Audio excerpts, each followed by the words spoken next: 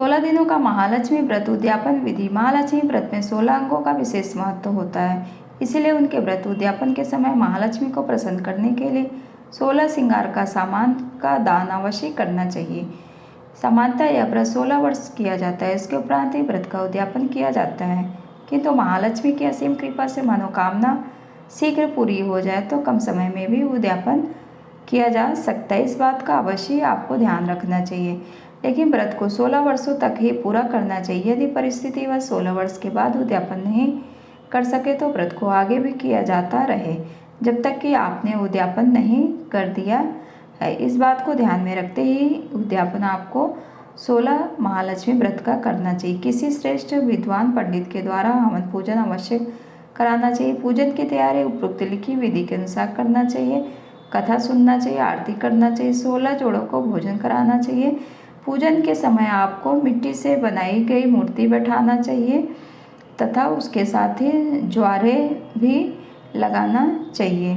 17 नारियल सुहाग की पूड़ी, 17 टोकरी रखें जिसमें सुहाग की समस्त वस्तुएं, ब्लाउज 20 रुपये रखना चाहिए। इनमें आपको इन सब बातों का ध्यान में रखते हुए महालक्ष्मी का व्रत करना चाहिए और जो है उद्यापन करना चाहिए। सबको भोजन कराने के बाद स्वयं मीठी पूड़ी, खीर, दही से खाना चाहिए। इस दिन भी आपको नमक नहीं खाना चाहिए। रात्रि जागरण आपको अवश्य करना चाहिए। भोजन कीर्तन भी करना चाहिए। अखंड ज्योति जलती रहनी चाहिए, बुझनी नहीं चाहिए। इन सब बातों का भी आपको ध्यान में रखना चाहिए।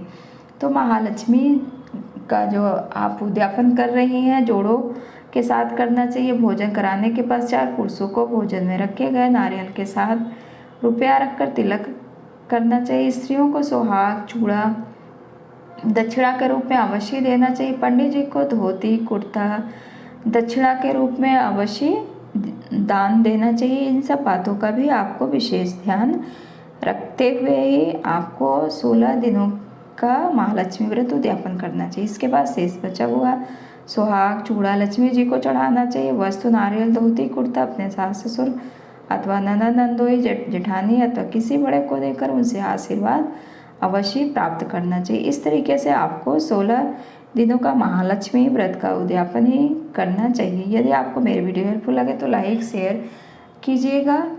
बहुत बहुत धन्यवाद।